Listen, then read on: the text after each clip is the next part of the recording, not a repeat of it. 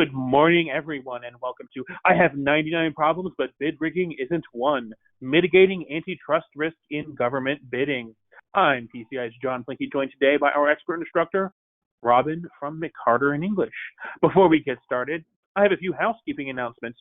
During the program today, I'm going to give out 2 passwords. You need these passwords if you need CPE or CLP credit.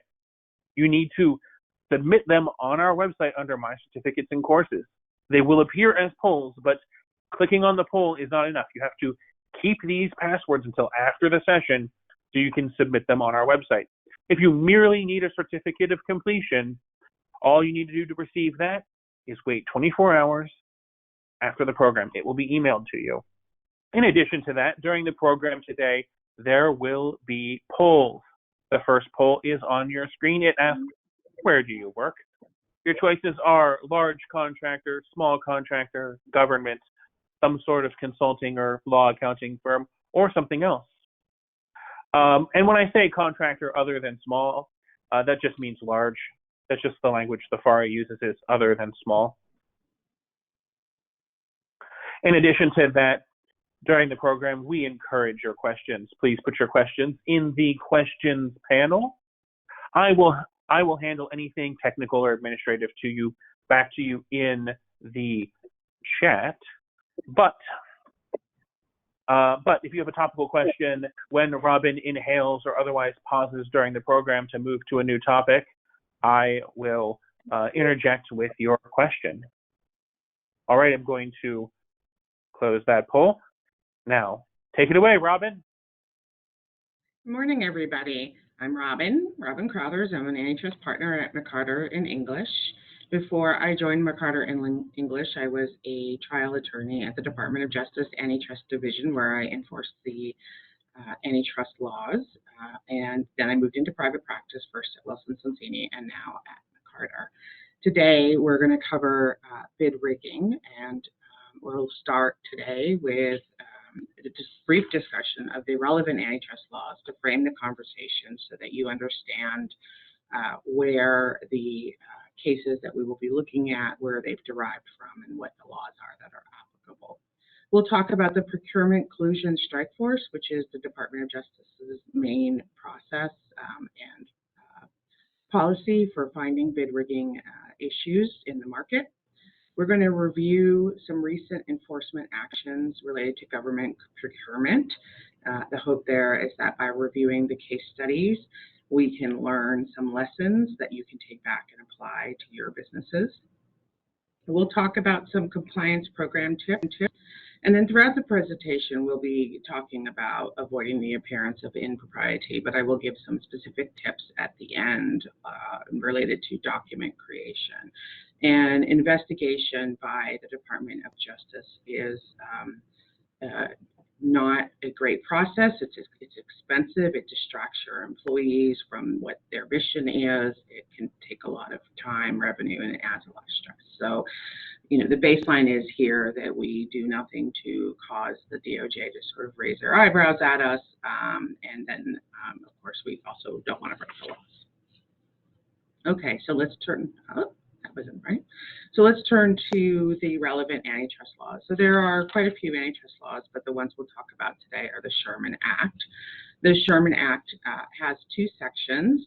The Sherman Act has civil and criminal penalties. We will talk mostly today about the criminal penalties, but keep in the back of your mind that the Sherman Act also has civil investigations and civil lawsuits for both of the sections. And the standard by which the civil matters are analyzed by the courts is called the rule of reason. It's a little bit less burdensome for the defendants in the form that the plaintiffs need to show certain elements, but the defendants then can come back with pro-competitive justifications or otherwise business rationale for the conduct that might alleviate any concerns for the investigation or the litigation. On the criminal side, there is no consideration of the pro-competitive rationales, and so the burden for the plaintiffs, while it remains with them, it is not quite as, the burden shifting framework doesn't apply, and so it's not quite as onerous for plaintiffs. So the first of the two Sherman Acts at issue today is Sherman Act Section 1. Section 1 basically makes it illegal for companies or people to agree or conspire to restrain trade among the several states. Restraining trade is actually an element for most agreements.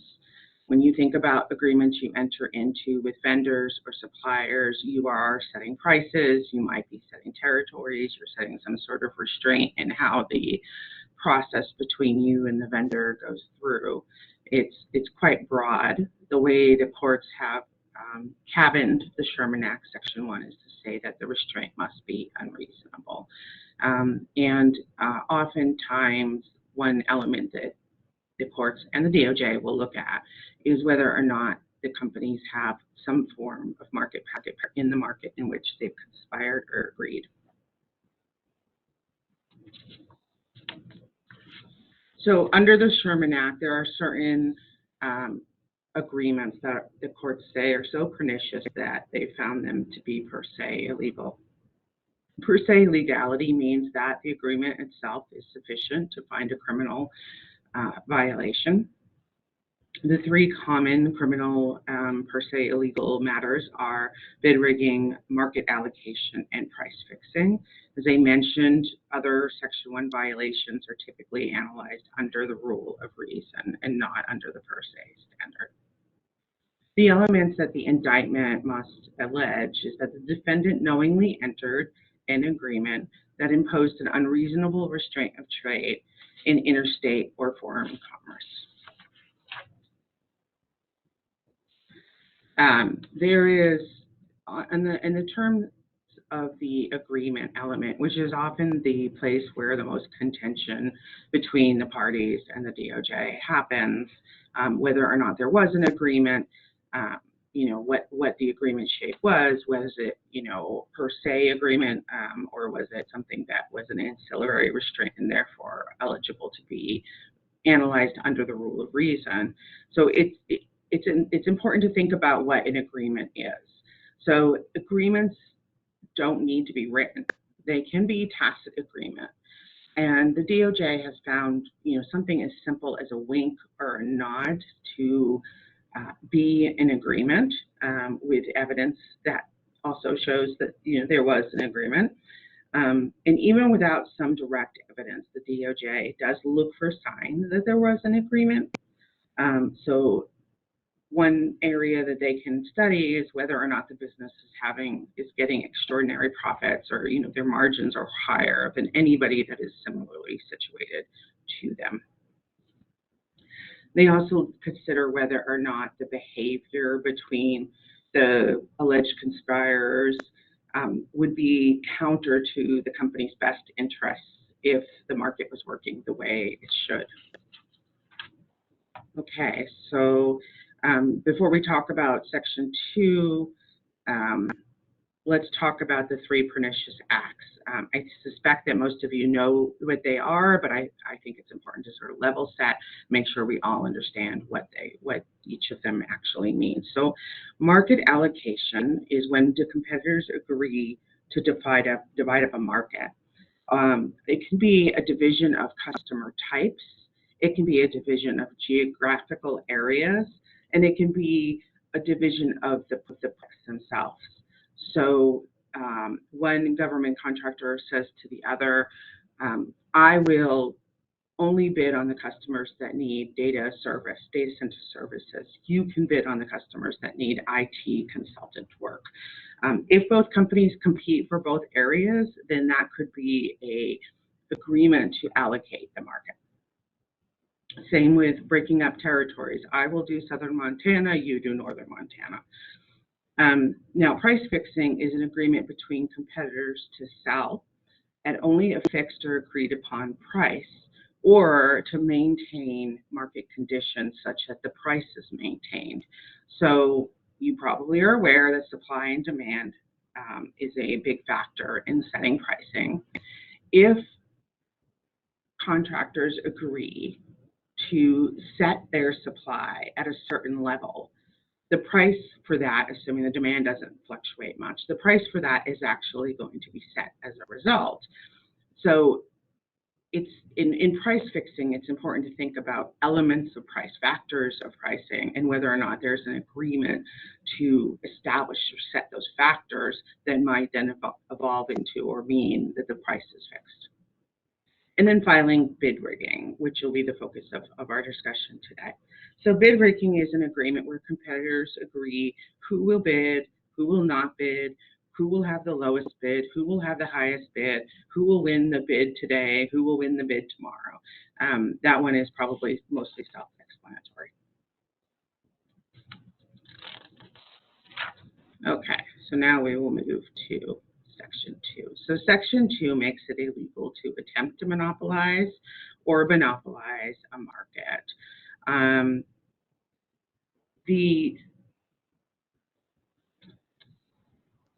The monopolization, Section 2, has not been criminally prosecuted in decades until the Biden administration.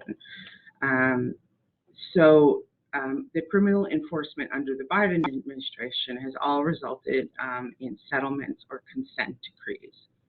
And that means that we haven't seen a jury decision on criminalization monopoly in decades. And so this area is a little unsettled. And while we don't have much indication yet from the Trump administration, they're only about 100 days in, we think that there's a pretty good chance that they will continue to impose criminal penalties for monopolization. So it's an area to watch and something to think about. So how does this come up in matters? Well, one of the more recent matters is an asphalt paving matter where the two contractors agreed to divide territory on who would monopolize, who would service one territory and who would service the other. And by agreeing, they actually created a monopoly in each of their territorial markets because they were the only two that could provide the services in the market. And so the parties here, the defendants here, agreed to settle out with the DOJ. They paid a fine. I don't know that they've been to prison or there's been sentencing yet. But the result of their agreement, which was an agreement to allocate the market under Section 1 and to rig bids under Section 1, was also a monopolization because they monopolized their markets. Typically, monopolization is a unilateral act, meaning that you can monopolize without involving any competitor, right? So the way we think of monopoly in the antitrust world is, a single company gains a bunch of market share, maybe through, a great product. And then as they become a big entity in the space, they then start to take actions that might exclude behavior or exclude competitors or otherwise engage in anti-competitive conduct. So a Sherman Act Section 2 violation generally is a standalone company independently acting.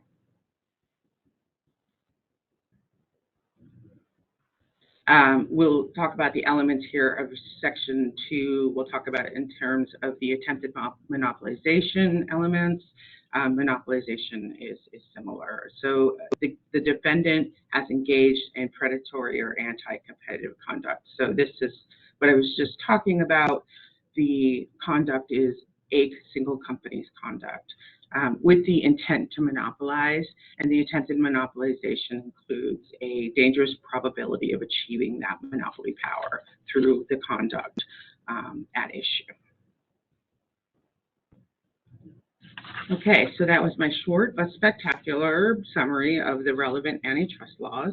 With that understanding, we're now moving into how the Department of Justice discovers these matters and what they do to train their employees on how to find the matters.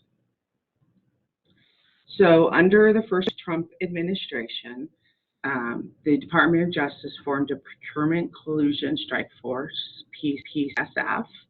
This is a cross-agency effort where many agencies were involved and are involved in detecting activity that seems to violate the procurement laws, including the antitrust laws. The idea was that by forming a cross-agency collaborative effort, the PCSF would be able to promote competition and prevent illegal collusion that any individual agency might not be able to detect on their own. So under the Biden administration, the PCSF has had a lot of success.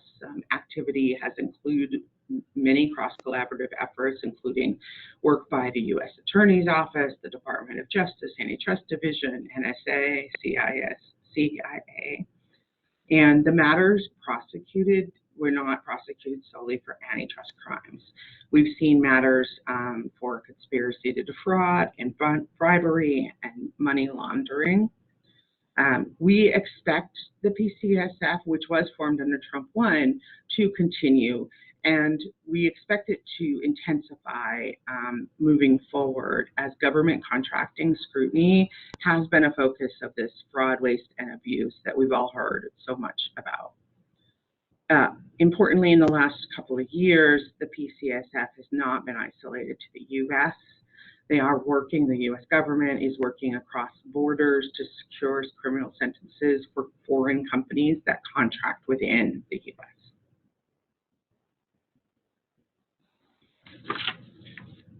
All right, so let's look at the PCSF's success over the last 5 years. So they have investigated 145 incidences. They've prosecuted 85 individuals and companies. They've investigated over $570 million worth of government contracts. They've secured 60 guilty pleas. They have garnered $65 million in fines and restitutions secured. I think it's interesting that the difference between the dollars investigated and the fines and restitutions secured is almost $500 million. And then they have now trained nearly 40,000 individuals on how to spot the patterns of behavior that might suggest some misbehavior in government contracting. So the Trump administration's antitrust appointees have had some indication, have given some indication of where PCSF is going in Trump through public speaking and articles. There will be a continued focus on infrastructure projects, including building and construction and road repair. There is a focus, and it's ongoing, in IT. So this is, data storage, computer networking, and administration. And then under administration, the DOJ loops in those that provide security services to companies. Trump is very interested in going after contract fraud for the awards that are set aside for small businesses, women-owned, veteran-owned, and hub zone businesses. So contractors in that space should be aware of ongoing investigations. There are investigations related to the 2026 World Cup, which is taking place in America. And then internationally, the PCSF is focused on Ukraine-related procurement collusion.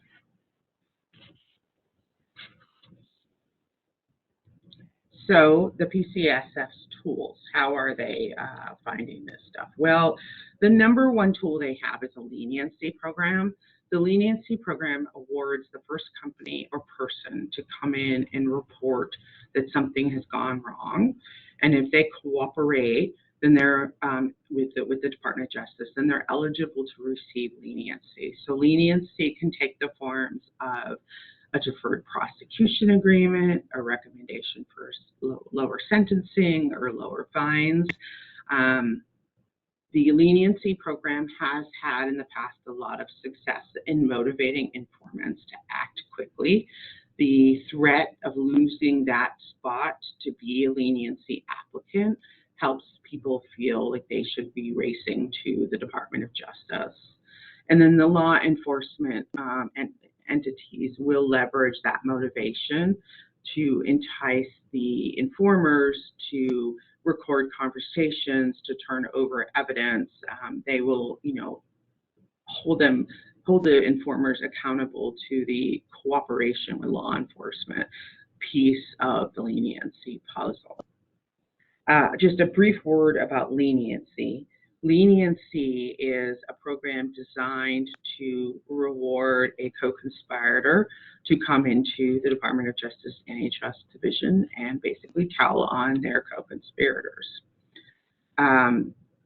We do not know, and it is a question that we think will be answered soon, how leniency will work in a monopolization criminal context. Monopolization, as I said, is a unilateral act. It does not require any kind of co-conspirator.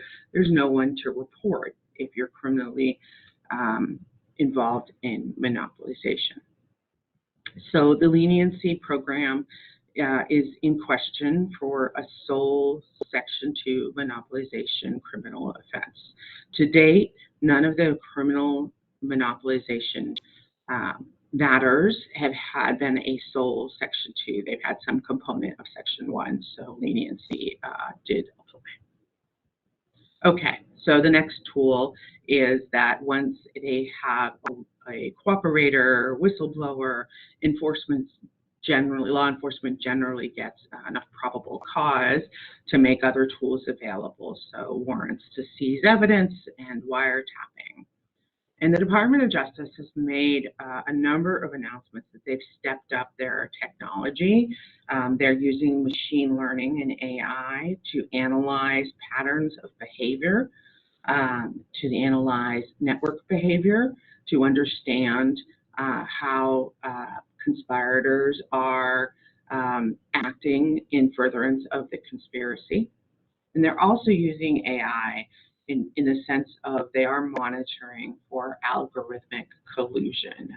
We've seen a number of civil lawsuits for price fixing related to landlords using a revenue management software from a couple of companies. And so the DOJ is giving some consideration as to whether or not there are criminal per se violations of price fixing that are being conducted by algorithmic collusions. And then finally, in the last 5 to 6 years, the DOJ has gotten really savvy about the fact that people are communicating across a number of channels, and that those channels are ephemeral, meaning that they can be auto-deleted. So the DOJ now collects all forms of communications, including personal cell phones, even if the company that the person works for did not provide the cell phone, isn't paying for the cell phone, the DOJ will find a way to collect that phone. And if you as a company are put on notice that there's an investigation related to your company, you should be putting litigation holds or document preservation holds in place. And those document preservation holds need to make sure employees understand that all of their ephemeral messaging auto-delete settings should be set to off, because the DOJ sees auto-delete as a spoliation of evidence.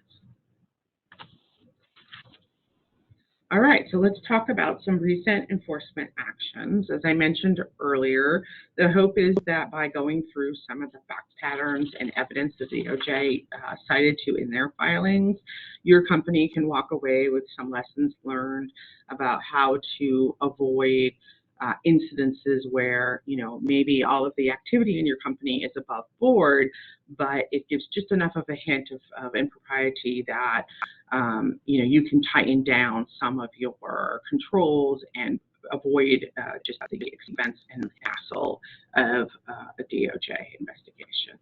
So first, let's talk about Maryland IT services, fraud, and bribery. In this matter, there were 4 defendants. Yes. I'm going to come in with the first password today. The first password today is the word cumin. Cumin. C-U-M-I-N. This is like this spice. You put it on your burritos. Cumin. Cumin. C-U-M-I-N. Cumin. All right, everybody. Thank you. Take it away, Robin. All right. I should have mentioned at the top that I'm very question friendly. So if while I'm going through this, you have questions, feel free to reach out through the chat or questions or however this organization does it. And then, of course, I'm happy to talk to people about individual fact patterns after the case or after the presentation. Okay, so back to IT fraud. So in this case, there was a government official who received about $630,000 in bribes in exchange for ensuring that the other 3 defendants were awarded the IT contracts. Sentencing is pending on this matter, but it looks like they'll be getting between 5 and 20 years.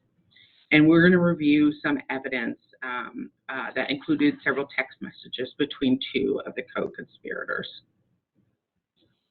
All right, so let's talk about the scheme. So first, the players. So Edie was a public official that worked at a federal agency. He's there down at the bottom. Edie was responsible for recommending IT solutions to the agency. He was involved in the procurement process, and he had influence on the decisions. Company 1 was a cloud management, data management company and a data security company, and it sold hardware and software to Edie's agency. Director 1 worked for Company 1. Glisson owned a company called Alpha Greatness Omega, or AGO, and Madison owned Trident Tech. Trident was a shell company that actually didn't provide any bona fide services, but both AGO and Trident were bidding for the business from Agency 1.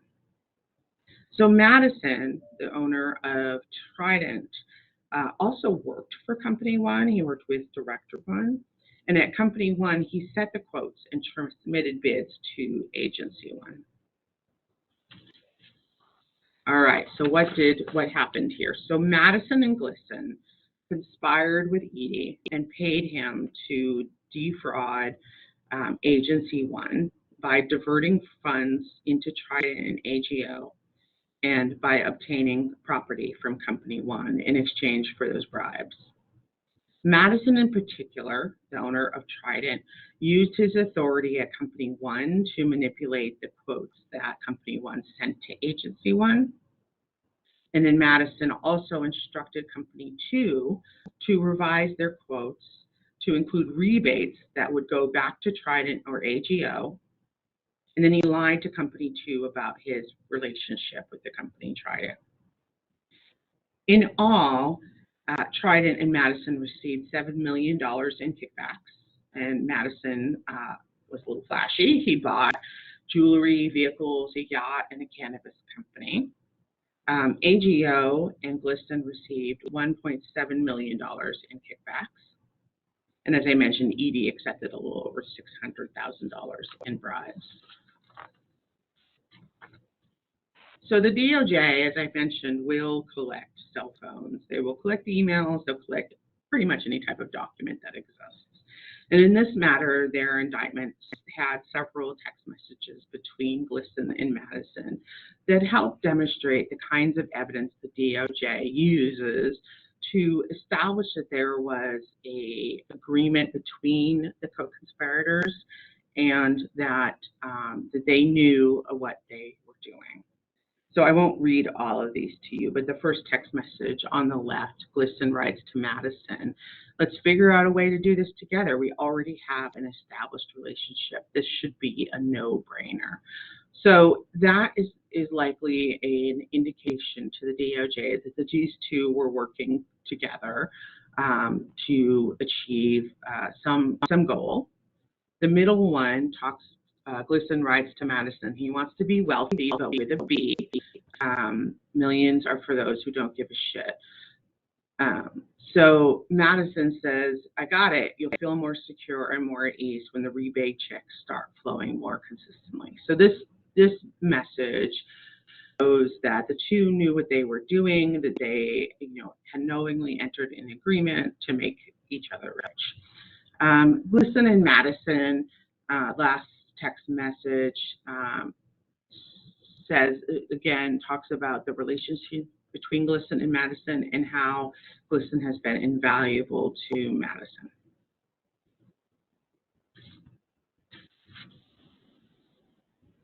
And then this last text message between Glisten and Madison talks about Edie in particular. That's the person at the agency that was being bribed. They talk about how Edie will get this done and that they don't need to worry. This shows Edie's involvement in the conspiracy as opposed to whether or not he was an innocent bystander. Okay, so that's the first case study. So the second case study is also a Maryland IT case study. This one involved two defendants who pled guilty to defraud the government. One of the two defendants was worked for one of the companies, but was hired as an IT consultant at the agency. And as a consultant in the agency, he had insider information, which allowed him to rig the bids for the other defendant. This bid rigging scheme defrauded the government of $1.3 million. And the sentencing is pending, but the ranges are between 5 and 15 years. Again, there was evidence of emails and text messages that we will review shortly. All right, so this is this fit-back pattern. So the players. So the first player is Victor Marquez. He owned Company 2. He also owned Company 1. And then Rawls, who was an employee of Company 1. And then Rawls was the IT contractor that was placed at a Department of Defense agency. So Rawls and Marquez conspired to rig the bids for IT products. Rawls solicited complimentary bids from all the co-conspirators. That included people at Company 1, Company 2, and Company 3. And he would arrange with those companies in advance which company would win, and then which would submit artificially inflated bids to lose. For his part, Marquez received nearly $2.25 million. And Marquez offered to pay Rawls, but the information filed doesn't provide insight into whether or not Rawls profited from the efforts. So here are the documentary evidences that were in the DOJ's filing. So co-conspirator 1, who was an employee of Company 3, so co-conspirator Company 3, writes to Victor Marquez, the owner of Company 1 and 2, and says, let me know when your bids are submitted. So this is a common occurrence where bidders talk to their competitors to try to time when they're going to submit their bids. I can't think of a reason, but maybe there are several, maybe there are a couple, but you should probably not be talking to your competitor about bid submission timing, right? So that's a red flag right there. And then the same person goes on to email Victor and then says, they've asked the procurement people at the DOD have asked us to submit a third bid. I'll be submitting a high one, but is there any way to get all of your SKUs from your quote into my system without me just copying and pasting? So this is evidence that Victor and co-conspirator 1 had some form of agreement to work together on submitting bids, on pricing bids, and the co-conspirator is seeking competitively sensitive information. You should not be talking to your competitors about what SKUs are in your quote and providing any sort of pricing. All right, so on to our third case. So this one is about the trucks that fuel wildfire fighting equipment out in the forest. So this was 4 people They had conspired to rig bids and allocate the territories for wildfire fighting fuel trucks, that one's hard to say, providing to the U.S. Forest Service in the Great Basin wildfire region. So this is the western side of the country.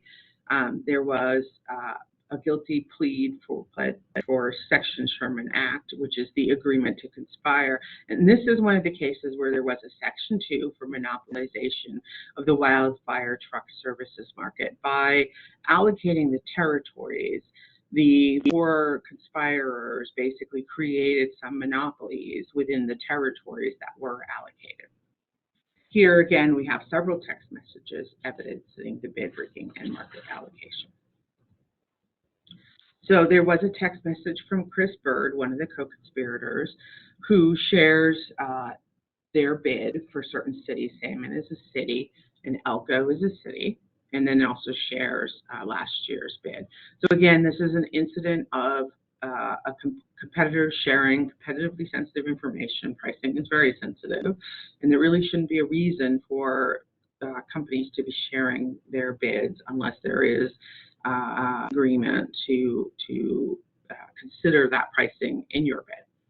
And then Chris then texts an unnamed vendor. We don't know who this person is that they're texting, but they're talking about how if companies are battling to win bids and they're both back to making money. This shows a knowing that that competing for bids means that you were likely lowering your prices or offering additional incentives, and that would be at the risk of your bottom line, your revenues.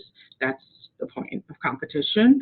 But this shows that Chris understood that by not competing, that he was able to preserve some revenues and margins. Okay, and our last case study is about a Oklahoma erosion control company. This company, so erosion control, if you're not aware, is basically fixing the dirt, say, around a highway or a bridge or an embankment to help protect the infrastructure from crumbling from lack of support by the land. And there were 4 companies that pled guilty to bid rigging in Oklahoma for about $100 million in contracts. So this one, the Department of Justice doesn't cite to any documentary evidence. But what's interesting here is that they apparently had recorded meetings.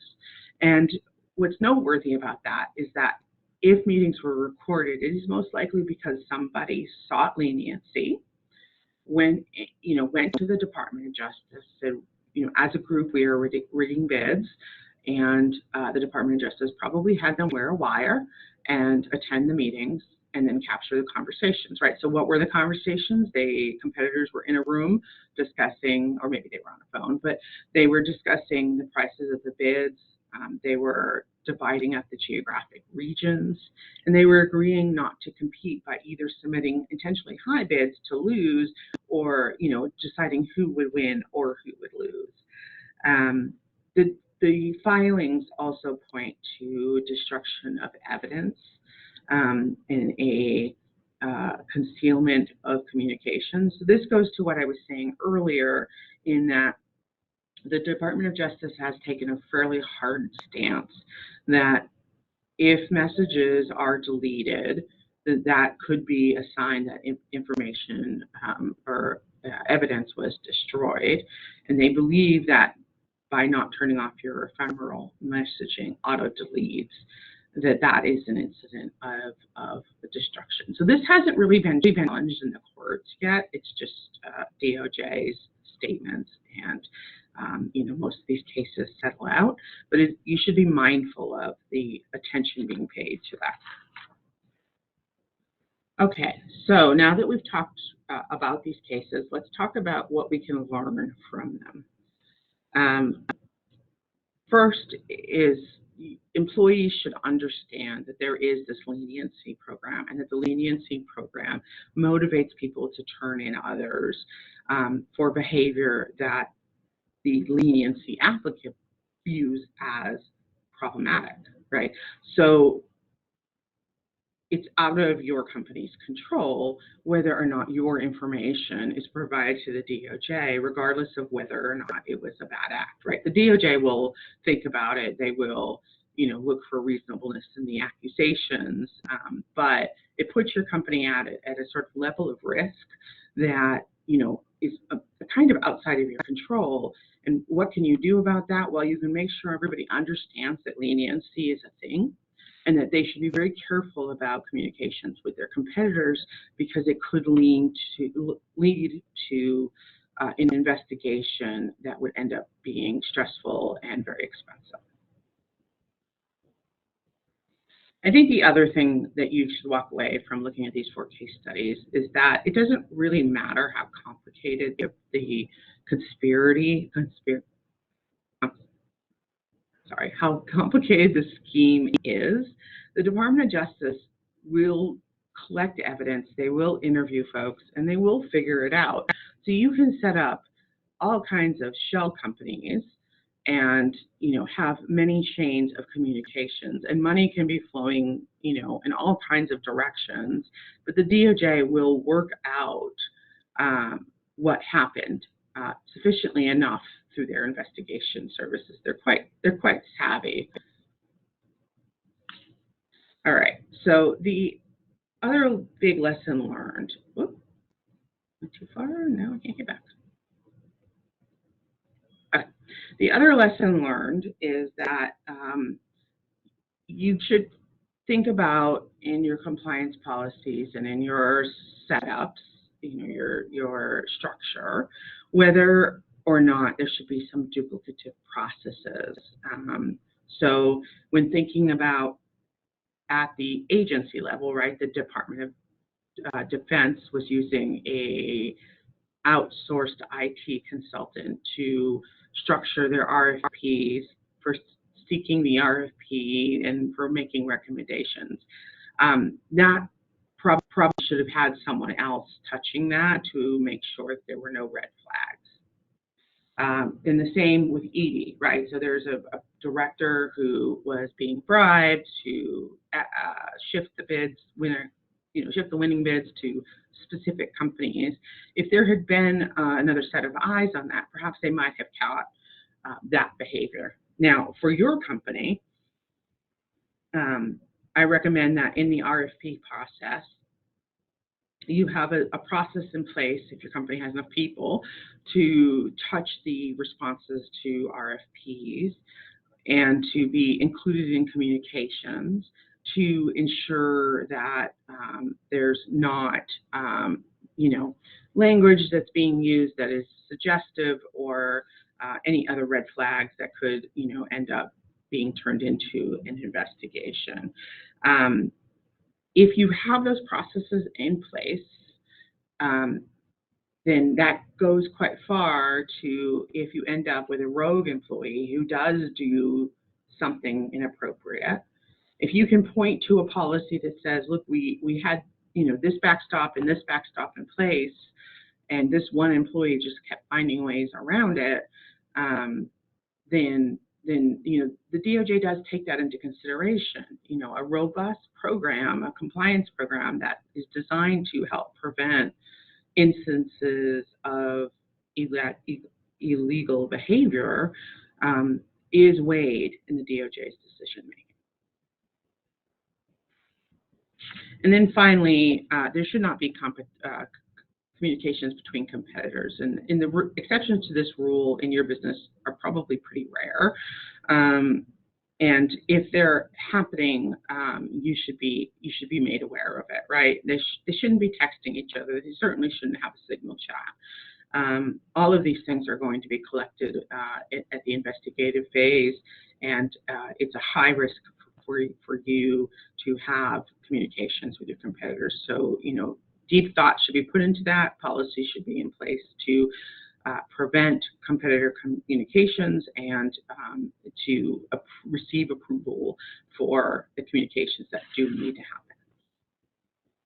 Okay. So before we move on from our case studies, I do want to talk about one more, and this one's going to get a little legally. Apologies. So there was a case where the DOJ indicted a number of folks for bid rigging in the aluminum structure market. One of the defendants, named Brubaker, challenged the DOJ's position that the activity was per se illegal. He fought to say the behavior was actually a rule of reason analysis and not a per se analysis. And the Fourth Circuit agreed with Brubaker, and then the Supreme Court denied certiorari. So at this point, the Fourth Circuit's decision that this behavior is not per se illegal stands, and we don't expect that to change. So what was the behavior? Well, there were two companies that one of them was an aluminum manufacturer, that was Contact, and one was a company who would take the raw aluminum and convert it into a structure and a design in accordance with the customer's question. The name of that company was Pomano. The two companies didn't compete because neither, Contact didn't make structures and Pomano didn't make the aluminum, right? So they weren't competing for their products, but they did compete for years to win the bids. So how they did that was Contact would go to Pomano and say, how much is it going to cost for you to make the end structure? And then Contact would go back and they would build their bid with their appropriate margins. And then Pomano would do the opposite, right? They would go to Contact and said, how much for the aluminum? And then Pomano would go back, build their bid and insert their margins. And then each would submit a bid. And sometimes Contact would win and sometimes Pomano would win, but they weren't coordinating. At some point that changed. They figured out that it would be more efficient to work together to submit the bids. And they coordinated so that the responses would be so that only one company won. And they both submitted a bid, and the bids were set by price by agreement between them. And it's a little unclear in the court papers, but I don't believe that the company that issued the RFP was aware that the two companies were coordinating. Nonetheless, the Fourth Circuit said this isn't per se illegal. This is an agreement between a hybrid relationship. The companies are horizontal competitors only in the sense that they compete to win these bids, but they're mostly vertical competitors in the sense that one of them uses one's raw product to create a finished product, and one of them supplies the raw product for the other to create the finished product. And so there were efficiencies in this relationship in the sense of, removing double marginalization or other efficiencies for the entity that was seeking the bids. So what the Fourth Circuit said was this is Contact and Pomano's relationship is similar to a dual distribution, and dual distribution relationships have long been held to have the applied rule of reason applied to them, meaning that the courts weigh the pro-competitive justifications for the behavior.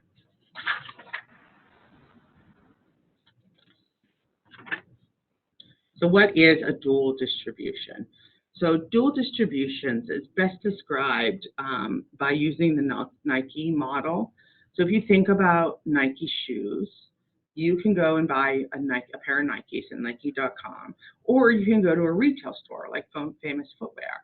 And the relationship between Nike's retail vendors and its own inside distribution is a dual distribution model, and it has many pro-competitive benefits, right? So retailers provide services that Nike does not. If you go to Nike.com, you don't get to try on the shoes, you can't really touch them, you can't, get a sense of the stitching or the colors.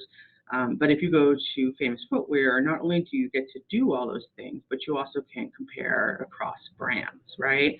And so the court wanted to have the ability to analyze Contact and Pomano's relationship under that dual distribution model. Sure, Contact can offer a finished product by subcontracting with Pomano and vice versa, but is there a benefit to distributing together? And that was the analysis the court applied, and they determined that there was pro-competitive justifications, and Brubaker was not held liable for that. Now, he had other criminal violations, so he's still doing some jail time, but he did not have the bid rigging issue.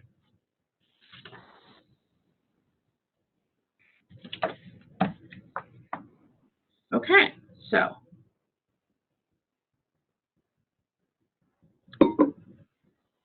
now that we've studied the laws and some of the cases using those laws, Hey, let's Robin? talk about.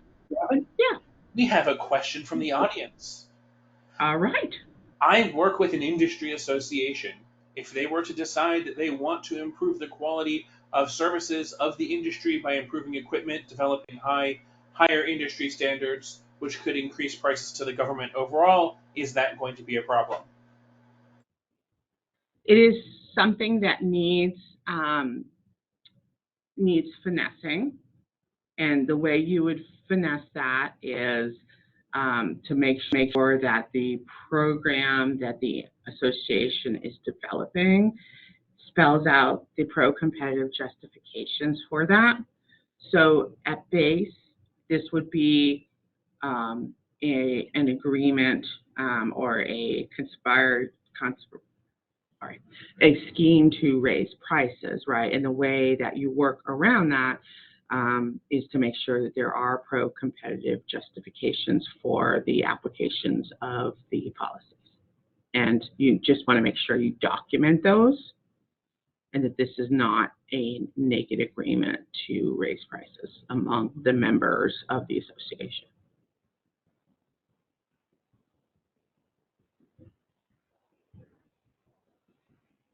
Okay, I'll move on, but if you have any follow-ups, let me know. Okay, so let's talk about compliance program tips. So in November of 2024, the Department of Justice issued new guidelines related to antitrust criminal structure of compliance programs, and all companies should revisit their compliance program based on these new guidelines. Why? Because the guidelines are different. The main differences are they dedicate a lot of time to having companies have a culture of compliance. What does that mean? That means having someone on your board of directors that has compliance experience. It means making sure that your leaders, your management, your senior management, all have some touch point with compliance, on a monthly or quarterly basis. That in town halls, this is discussed, that everyone has access to the compliance programs and access to the reporting structures. The programs, the DOJ are saying now that the programs should be tailored both in the sense of meeting your employees where they're at, and then also in understanding the cases that are applicable to your industry. So meeting your employees where they're at. If you are a Slack organization or a Teams organization, you should have a channel dedicated to antitrust compliance, and it should include the framework for communicating potential challenges to the appropriate team, whether that's your legal or your VP or someone like that. There should be trainings done that are designed to address the antitrust issues that use the particular team. So not a out-of-the-box cookie cutter training, but your corp dev folks should have a separate training about navigating competitively sensitive information sharing in their pursuit of acquisition targets. And that should be different from the folks who are responding to requests for bids, because the request for bid people need to understand the matters that are more relevant to their issues, right? What is bid rigging? How does one allocate the market? What is the evidence the DOJ tends to cite to in these matters? That can be really eye-opening for your bidding folks when they realize that there's text messages out there that say things very similar to maybe communications they've had, maybe only internally, but it can really teach somebody a lot. A word to you if you are using artificial intelligence to establish your bidding, pricing, or terms. If you're using benchmarking from a third party or some form of revenue management software that provides you with information on your competitive field, that should probably be looked at with an eye towards these real estate matters to understand the kinds of issues the DOJ are seeing. I don't think we are that far off from a criminal indictment related to these artificial intelligence revenue management software, pricing software, competitor benchmarking matters based on the trajectory of the civil cases that are working their way through right now. So if you've got a team that's doing that kind of work, they should be trained on the matters of the DOJ related to algorithmic pricing. Now, when I say this, you don't have to go through detailed case summaries with them, but they should have an understanding of the kinds of cases that the DOJ are finding. They should understand the procurement collusion strike force, and they should, understand the evidence the DOJ is citing to. And then a word about document preservation. I know I've hit on this a number of times, but I have seen, both when I was at the DOJ and now in private practice, where companies have document preservation guidelines that they don't actually implement with any regularity, right? So if you have a rule that says your documents are going to be deleted every year and they are deleted every year, then that is a different scenario than a company who has a policy in place that says documents are going to be deleted every year, but then they don't delete them, not because there's a document preservation hold, it's just the IT folks aren't doing it, or some other reason. Then you open yourself up to some risk because the DOJ will say, sure, you have this guideline, but you never implemented it, and so therefore by deleting your documents, some documents that are a year old and not others, you look like you've been destroying evidence, right? So some consistency there is really important. Now, when you have document preservation rules, you do need to make sure your IT understands how to put that on pause so that when you become a target of an investigation or a litigation, the litigation holds that need to go in place do work properly, because that's the other hole you really need to close. You don't want a gap where you think you've got a litigation hold on somebody, but IT didn't apply it right, or the system wasn't set up right, or whatever. So some testing there can be really great. And then finally, I've mentioned this, but it bears repeating. You should ensure that the employees who do need to be put on lid hold understand that their personal cell phones should also not be deleted. None of the information on their cell phones should be deleted, and that all auto-deleting settings should be turned off.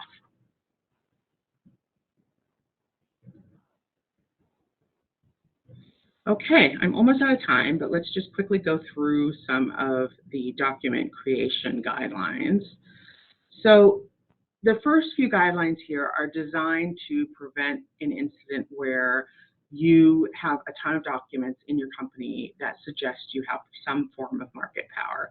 If you recall when I was talking about Section 1 of the Sherman Act, and I talked about how the restraint of trade clause is interpreted as unreasonably restrained, and unreasonably is often measured by market power, you just want to avoid a situation where your documents are really suggestive that you have market power, that you're dominating, that you have a competitive moat, that you're the only company in the market, or there's a duopoly, or there's, so you just want to make sure that your folks are talking about how they're competing without being hyperbolic, right? Like, we're a worthy competitor. Our customers prefer our products because we have the best pricing or the best innovation, or those things are all fine to say.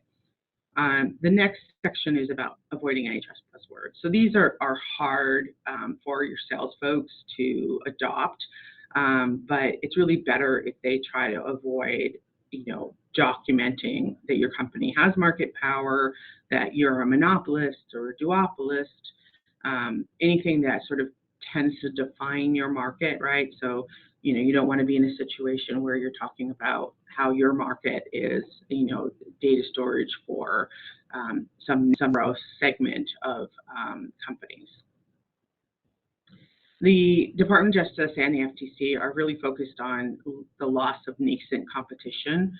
So avoid using the terms nascent competition and avoid using high barriers to entry. It's fine to talk about new competitors. That's actually a good fact in the antitrust world, right? If people are coming into the market, that means the market is working the way it should. So new competitors, entrants, that's great. And you can talk about the challenges of entry. It requires this, and that without sort of hyping up how high those barriers are. Lots of documents in my life full of very small lists of primary competitors. You should avoid listing out your competitors unless it's a long list. And then finally, and this one's always tricky, your folks should not be sarcastic or ironic in their documents, and they should avoid speculative statements that suggest price rationalization, pricing power, ability to set prices. I've seen a lot of you stay in your lane and I'll stay in my lane. That kind of language, it doesn't mean what the DOJ thinks it means, but boy, will that get you, an investigation in a blink of an eye.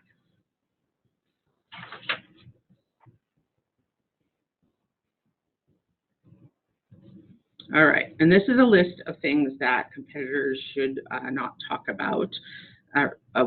Companies should not talk about with their competitors. I think I've touched on a lot of these today, and so I'll just leave this with you because I'm at time. Again, feel free to reach out to me. I'm happy to talk to you about anything you have questions specific to this or otherwise. And John, I think you probably have another code to read. I'm not sure. I sure do. The second word is the word peppers.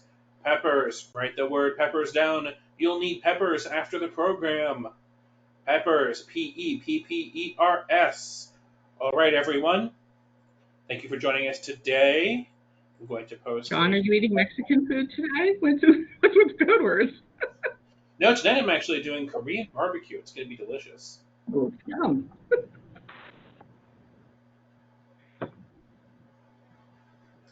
All right. Thank you, everyone, and we hope to see you again soon. Thank you. Bye-bye. Bye-bye.